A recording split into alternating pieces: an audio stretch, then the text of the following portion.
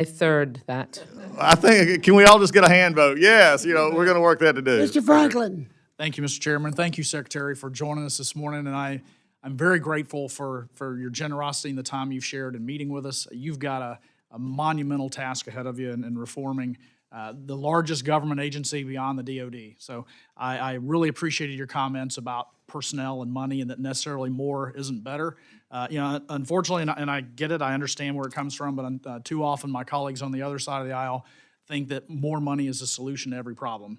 And it clearly isn't. But I would tell you that as a veteran and one who's charged with representing the veteran interest of my constituents and those across the country, all I care about is the right solution. We want to spend every dollar necessary to make good on our promises, nothing more. We want as many people as it takes, but no more than that. The job of the VA is not to employ as many people as it can. It should only employ what's necessary to deliver for the veterans. But on that, a couple things I want to dive into. I know you're looking at a lot of these, but just to make sure that they're on your radar screen. Research funding, for example, some inefficiencies we've seen in the clinical trial processes. Medical and prosthetic research, great topic, great idea. Who would not want to spend as much money as is necessary to do the job there? We're spending northwards of $900 million a year. I think some across the aisle would say, great, let's spend $1.25 billion. That would make it better. Unfortunately, from some of the studies I've seen, you may have seen some of these, as much as $550 million of that is wasted each year, not go into its design purpose. And the goal there is to achieve the end in mind. We see excessive spending on recruitment and third-party vendors. In many cases, we're spending $20,000 to $30,000 to recruit a veteran into a program, whereas comparable studies like that, clinical trials on the private side, may be $1,500 to $2,500 a patient. That's a waste. We see a lot of chronic under-enrollment in programs. There's, you always hear the highline ones that are most egregious, but somewhere there's only a handful of participants in studies.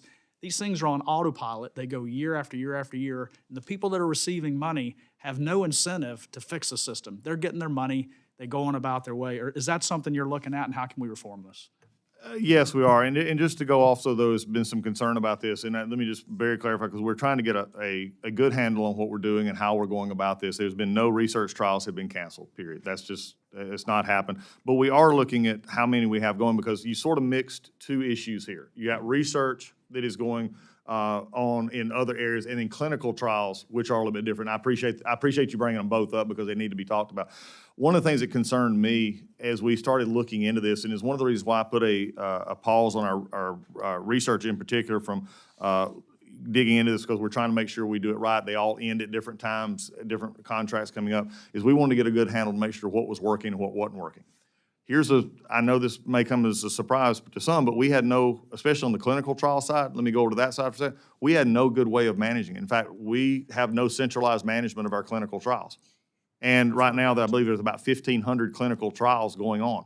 And remember, which is a lot. Yeah. But also, I think taking into account here that clinical trials are not separating from healthcare. There's been some concern in some reports and others that veterans were being denied healthcare, and there was either because they were confusing clinical trials, which are extra and above the healthcare normal. So we're trying to get a handle on what we do have, what's working, what's effective, and how we make sure of that. Our research side is going to continue, because we've had some of the VA is one of the world's leader, especially in prosthetics and other issues, polytrauma, those kind of things, and we're going to continue that emphasis as well.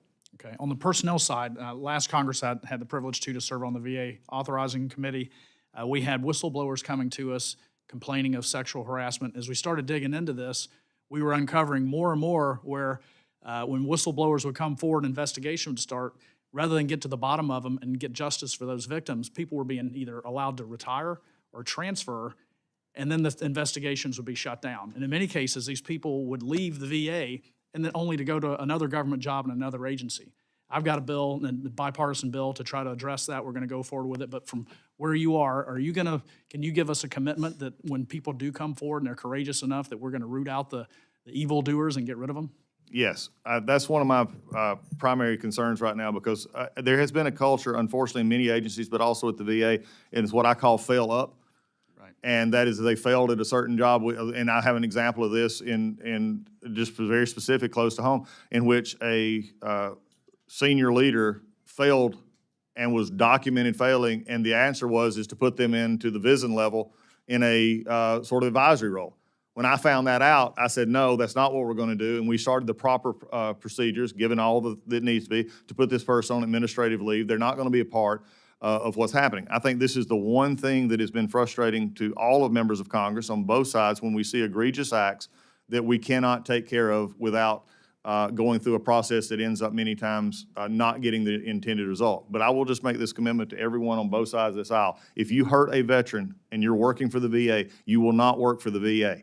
That is my commitment, and I will take.